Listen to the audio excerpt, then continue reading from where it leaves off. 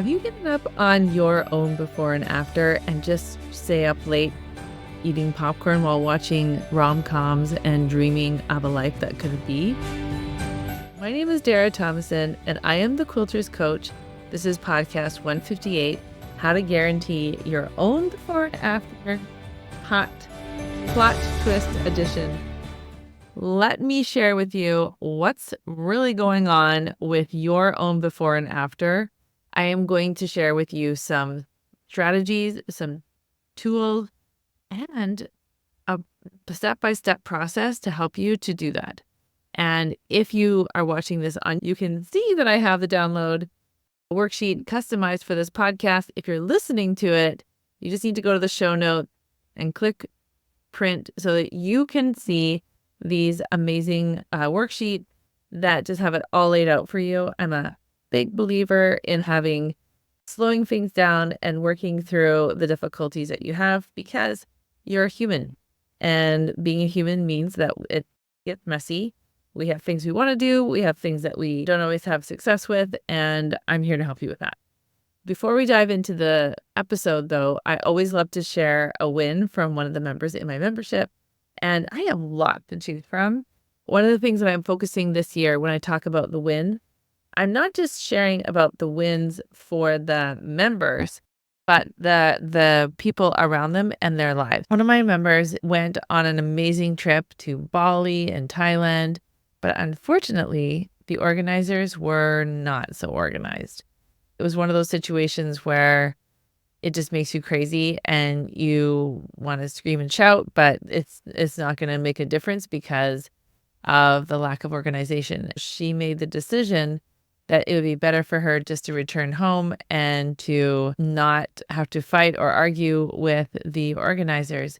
But the reason I'm sharing this with you is that a friend went with her and she was able to show her friend that you can stand up for yourself, you can get your own back, you can make decisions, and you don't have to worry about the repercussions of your own actions because you're responsible for you and they're responsible for them. And you can resolve things in your own way. They were able to see the monkeys and be able to do some really cool things. But the most important thing was she was able to truly get her own back and make a decision powerfully, stand behind her decision, and then move forward and feel empowered with what happens when you learn these tools, when you show up for yourself, you learn and grow. So happy for her and her friend. The other thing about this is as she's moving forward in her life, making decisions, which we're going to be talking about today, she has so much more trust in herself and she has so many more tools of ways to ask beforehand and to get clarity and to have backup plans, all those things that are just going to make you feel a lot more confident moving forward in your own life. You also give yourself more permission to want what you want and then go after it. One of the main purposes of this podcast is to show you that you don't have to keep doing things the same way. I think one of the hardest things about being a human is that we have this wiring. We have the wiring of the motivational triad, which means stay safe, seek pleasure, and conserve energy. It is in our instincts of we want to not rock the boat. We want to conserve energy. We want to be a part of the tribe and be acceptable and all of those things. Our higher brain is always wanting us to move forward, to feel empowered, and to not stress and worry about what other people think because what we think is the most important. When we get our own back, we can just move forward in our own lives so powerfully. This is the concern that I have when I work with women because I say, hey, listen, let's do something that you want to do. Let's be powerful in your own life. It goes against our instincts, right? Stay safe, seek pleasure, conserve energy. You're not staying safe if you change. You're not staying safe. You're actually not conserving energy when you're figuring out how to do something new. As a life coach, and my job in my membership for my clients is to help them to overcome those natural instincts and to truly step into their own power. Today's episode is going to be difficult because your brain has recorded a lot of evidence of times when you got really excited and you wanted to make a change and you flopped on your face because it took effort and it was hard and it was challenging and you didn't always get it the first time or the 7th time or the 27th time. Today, I want to talk about how are we going to be able to guarantee our own before and afters and how to really buck the system. So we're going to use neuroscience to help us to use our brain in the best way. Now, I do want to remind you that neuroscience, we are just scratching the surface of what's possible. We're having more and more experts come and help us understand how the brain works. That's one of my fun jobs as a life coach, is to help tap into the brain power. I remember when I was a little girl thinking, we don't really know how to use our brains. Like, I knew that. And even one of my clients who was a PT, what she learned 30, 40 years ago is non-relevant now because we know so much more of how the human body is able to we're able to see how powerful the human body is to regenerate, to change, to grow and evolve. We used to think that once you had something broken or something, it couldn't be repaired fully. And we're learning so much more. Let's go into the meat of this podcast. I'm really excited. So, what would make up your perfect before and after? Now, this is a really hard question because so many of us don't let ourselves dream. So many of us don't let ourselves think or dream or even imagine. I did meet the cousin, but it was 20 years ago and I barely remembered it. And I was just their hostess for the last 2 days.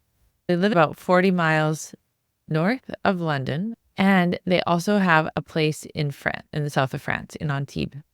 I lived in France for 18 months when I was 21, and then also when I was 19, I lived in the south of France. I remember driving through those places and thinking how beautiful it was and how much I loved France. They're just talking about their flat in the south of France. I was thinking, I would like to have a flat in the south of France. I would like to do those things.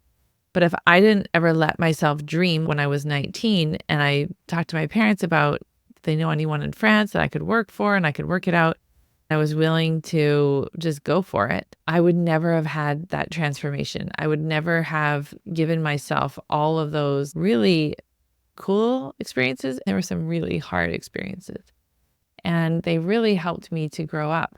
Unless you give yourself permission to dream, you're not really going to go anywhere. This is a tricky one, right? It's a tricky one because you can have a lot of those words in your head saying, who are you? You're just this person, this third child of 6 kids. Like, why would you even want, that's so selfish of you to want to have a flat in the south of France, or it would be so selfish of you to fill in the blanks, want to be thin or want to have a better marriage. You've been blessed with so much, you shouldn't want more. That's a huge one that I coach people on all the time. It's even something that I struggle with. I have an amazing husband. I have 5 incredible kids. They are all very devoted to God and to Jesus. They have really good hearts. I have a home. I have a beautiful studio. And now I have a great body. I can move it. I'm not in pain all the time. Like, it's incredible. I want more because I want to help more. I want to help more women. So there's sometimes a disconnect of saying, oh, but are you really grateful because you want more? This episode is there to help you and to say, yes, it's okay. It's actually good that you want more. I'm going to go to the 6 steps of how you can do that in just a moment. Before we can go into the 6 steps of how to guarantee your transformation, let's talk about what is your before. Just like when you look in the mirror, you always have your thoughts about the mirror is a reflection of what you look like, or when you step on the scale, or the number, how much money you have in the bank, how much debt you have, how much fabric you have, how many unfinished projects you have, how many finished projects you have, there's lots of different ways of assessing the life that you have and what you're doing in it. What is your before? Now, to break that, that's pretty ominous, right? It's a big deal. You're like, my whole life. But I want you to break it down. Let's just actually today I'm doing this fun exercise where I wrote down everything that I wanted to do. So I have this piece of paper. And then when I had to add things that I did, I actually write that on the list. I have this. So by the end of the day, I'm going to see all the things that I actually did in my day, as opposed to you start out your day saying, these are the things I want to do. And things obviously come up. Like even today, we had to go get the car repaired. Then there's a big glitch today in the computer systems. It's going to be interesting to see what my realistic day is and what I wanted to get done. I want you to just take notes of what does your current everyday life look like. Then I want you to break down what is your stash level? What's your UFOs? What's your quality time with family, quality time with yourself? What about exercise? What about your quality of sleep? Does your current life look like? Now, for some of you who love Harry Potter as much as me, I don't know if you remember, I believe it was the first book when he goes into Hogwarts and he finds the mirror. I think it's called the Mirror of Transformation. It's like your deepest, darkest desire. When he looks in the mirror, he sees his mom and dad who are with him and he's a family. We're going to go to the future mirror in just a moment, but I want you to stay in the reality mirror. This is the no filters mirror, right? When you put on Instagram or whatever and you're like, I look a little scary. Just woke up. I'm seeing all these wrinkles versus the filter that takes all the wrinkles out and gives you extra eyelashes. Please take a moment and do that. I'm very serious. It is really great to do an inventory on your life, just like we can do an inventory of our fabric or our food storage or maybe our friendships. This is a really helpful tool because it helps us to see where we really are and it creates a baseline. The next one is, what do you want your future life to look like? This can be a little bit ominous, but think about Harry Potter. He looks in this mirror. He was an orphan. What he really would love is to be with his parents. I just finished, actually. It's called Feel the Fear and Do It Anyway. One of the things that she talks about is when we put all of our eggs in the same basket, if everything that's important in our life is our marriage, or if everything that's important in our life is our body, then if something doesn't go well with that marriage or our body, then our whole life crashes. She talked about, how do you have a life that's whole and complete? These are really good categories. So you can write these down. Contribution. How do we want to be a contributor in this world? It would be volunteering. It would be mentoring maybe. So to have a balanced life, how much time in our life do we want to spend contributing in the world in some way? She said, just reach out to them, to the kids. Just every once in a while, just text them. Let them know that you love them, that you're thinking of them. That's a great suggestion. What about family? How much time do you want to spend with family? And what do you want that time to look like? What about relationships? For example, do I want to build a relationship with my nieces and nephews? Do I want to show them I care or love them, or even my own siblings? Also, hobby. She says, what is it that you want to do that's a hobby, and how much time do you want to spend on that? Alone time. How much alone time do you want to have? Work. How much time are you spending with work, and what's an ideal amount of time? And leisure. It was interesting when we did this exercise as a membership. Some people were really struggling with the difference between hobby and leisure time. They're different, and you can decide how they're going to be different. Personal growth time. Are you doing your journaling? Are you doing the thought downloads? Are you learning the life coaching tools like Life is 50-50 to be balanced, or emotional adulthood where nobody can be responsible for you? And the last category is friends. How much time do you want to spend with that? The reason I went through that grid is because that way it can break down how you can actually classify. Even productivity, you can write that down. What about being financially responsible? What do I want my future self to look like? needs to be broken down in, I spend time in nature. I develop relationships.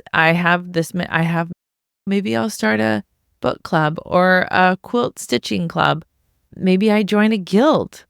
So then I can look at all the different aspects of my life, and then I can plan for those because now I have better parameters and I have a better idea of how I can direct my path.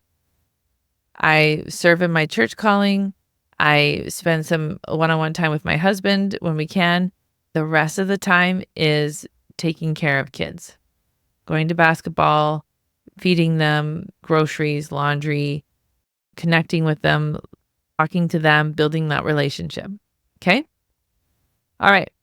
So now, if you're thinking, oh, Dara, I don't really know, or you might be thinking, I've tried this in the past and I've failed miserably. I get it. But that's why I'm excited to share with you these 6 steps that I came up with. You can modify them as you go. And you can also take what you want and leave whatever. Like, these are just suggestions. I want to reiterate that the way to be a completely successful person is to create your own success plan. In order to be a successful person, the only way you can do that is if you put on the mantle or the hat or however you want to say it to becoming your own best boss. If you're not sure who you want to be and what that looks like, guess what? Let's get some clues. Who do you admire? Who are you attracted to on Instagram or on podcasts or on YouTube? Who do you gravitate towards? And I want you to ask yourself, why? Why does that person create so much like magnetic pull? Is it because they're really unique and they're not afraid to use their voice? Is it that they stand up for people?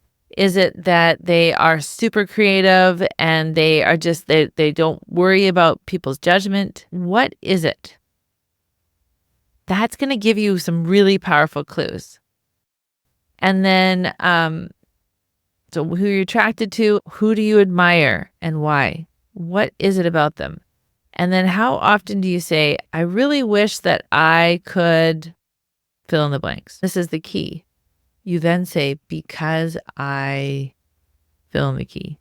I want to be more influential. I want to be more calm.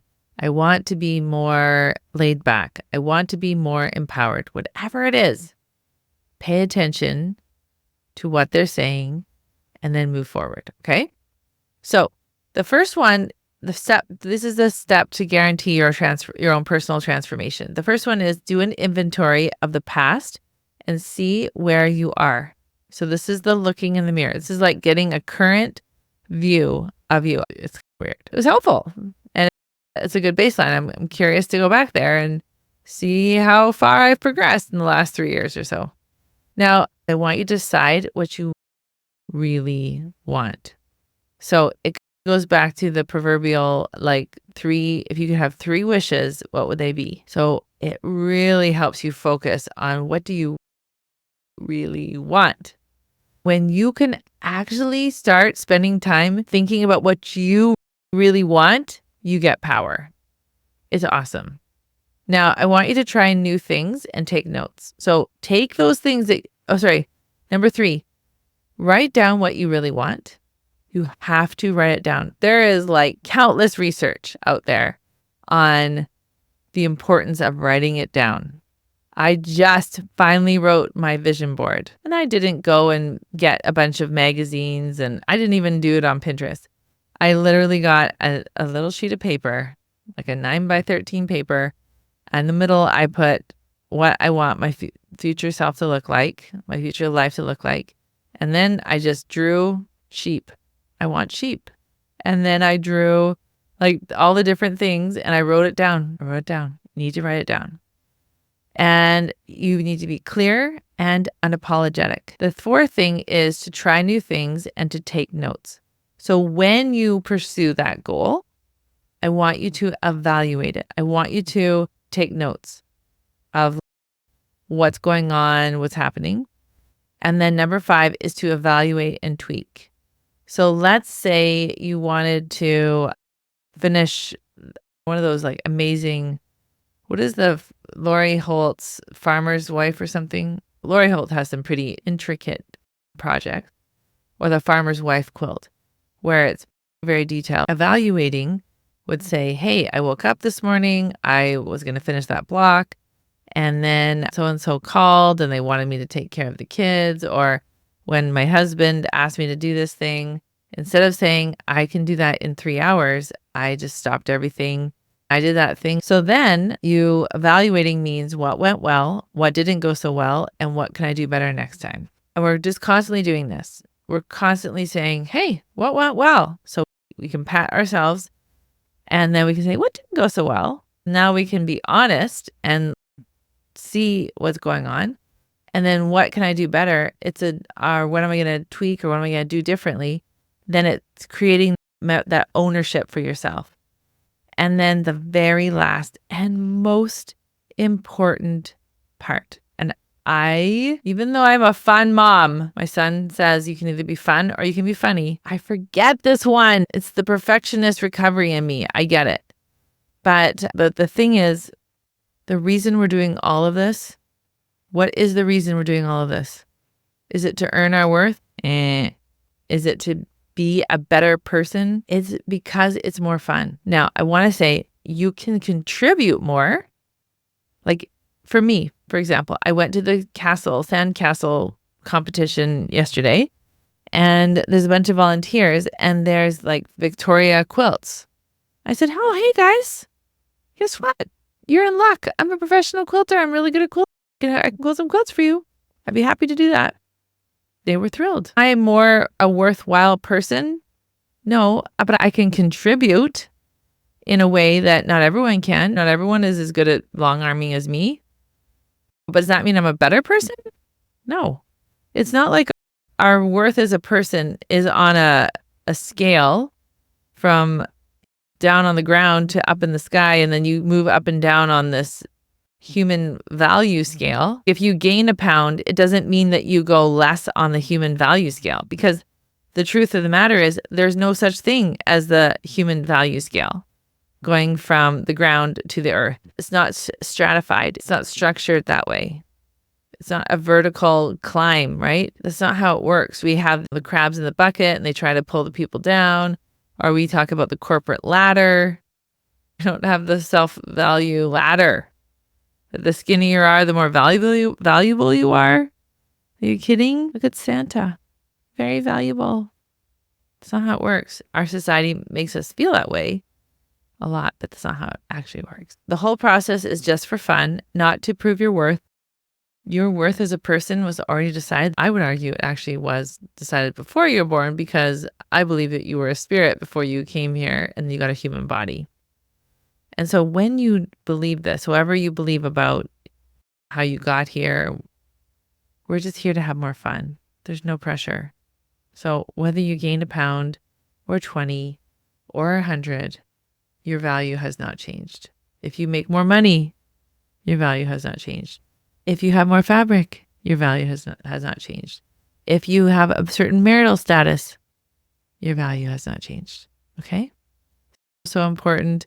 All right, ladies, this was a long one, but it was a good one. And I feel extremely passionate about helping women learn how to create their own before and after.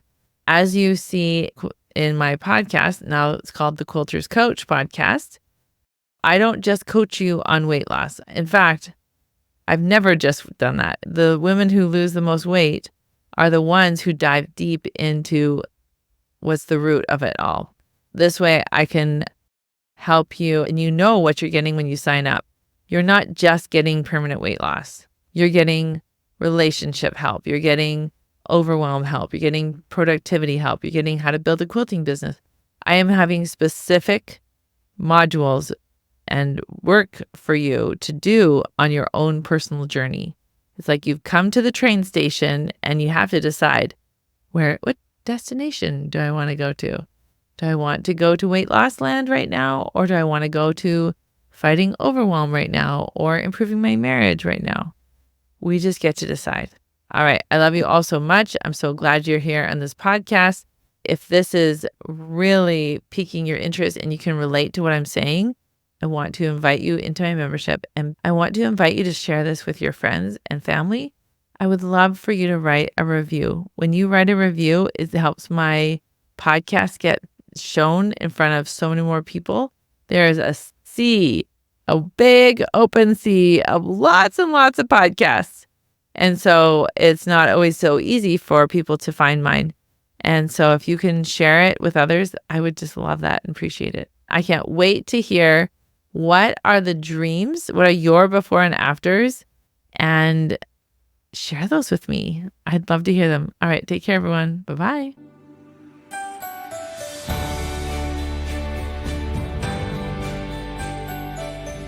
If you want more help with learning about your body and how it's changing through menopause, perimenopause, through whatever it is, my program is focused on helping you truly become your own best expert. July, we're focusing on becoming our own bestie, July and August actually, with our summertime challenge. And then in August, we're really diving into how to lose the physical weight when you focus so much on the mental. I have an incredible program for that coming in August. So there's so much to look forward to. You truly can make your own transformation. And I love helping you find that inner knowledge and wisdom that's just waiting for you to unlock so that you can create permanent change for yourself.